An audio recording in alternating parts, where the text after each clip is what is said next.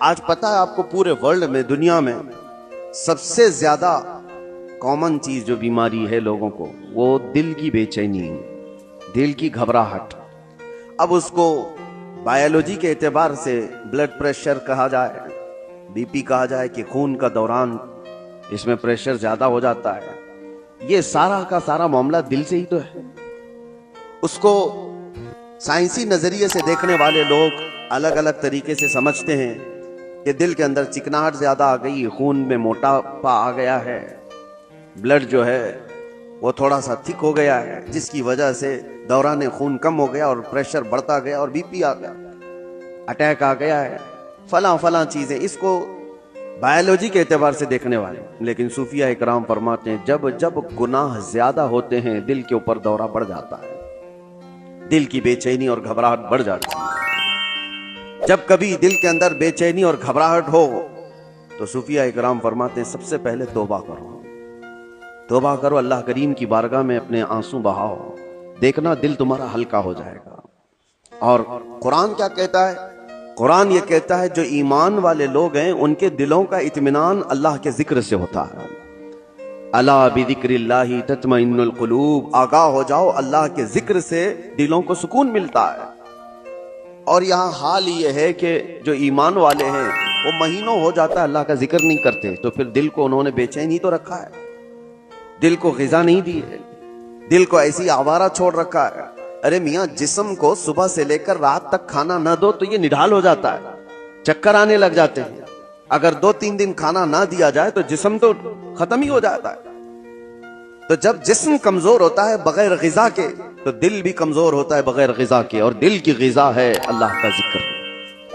اللہ کا ذکر جب جب ہو تو یہ دل کو پاورفل بناتا ہے، دل کے اندر مضبوطی آتی ہے۔ 2 چیزیں خاص کر لیں اپنی زندگی میں، ایک استغفار کثرت سے، استغفر اللہ ربی من کل ذنب واتوب الیہ، بیٹھتے اٹھتے جس وقت بھی ہو استغفار کثرت سے کرو کہ توبہ کرنا ہے۔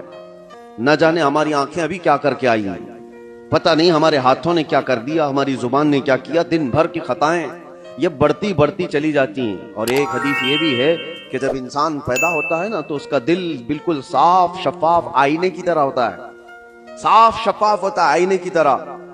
جب وہ گناہ کرتا ہے تو ایک کالا دھبا اس کے دل پر لگا دیا جاتا ہے، ایک دھبا، پھر دوسرا گناہ کرتا ہے دوسرا دھبا، تیسرا گناہ کرتا ہے تیسرا دھبا، تو یہ دھبے، یہ داغ بڑھتے پھر پورے دل کو کالا کر دیتے ہیں، پورا دل سیاہ ہو جاتا ہے۔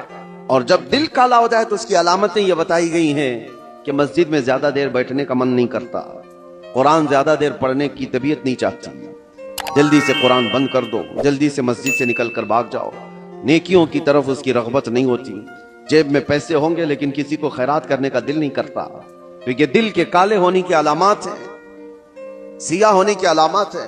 یہ ایکسرا مشین سے اور سونوگرافی سے معلوم ہونے والی چیزیں نہیں ہیں، یہ اللہ کے نبی صلی اللہ تعالیٰ علیہ وسلم نے بیان فرمایا۔ اب اس کی علاج کی طرف ہمیں توجہ دینی ہے۔ آج دنیا نے ہمارے دلوں کو اپنے رنگین گناہوں سے سیاہ کر ہی دیا ہے۔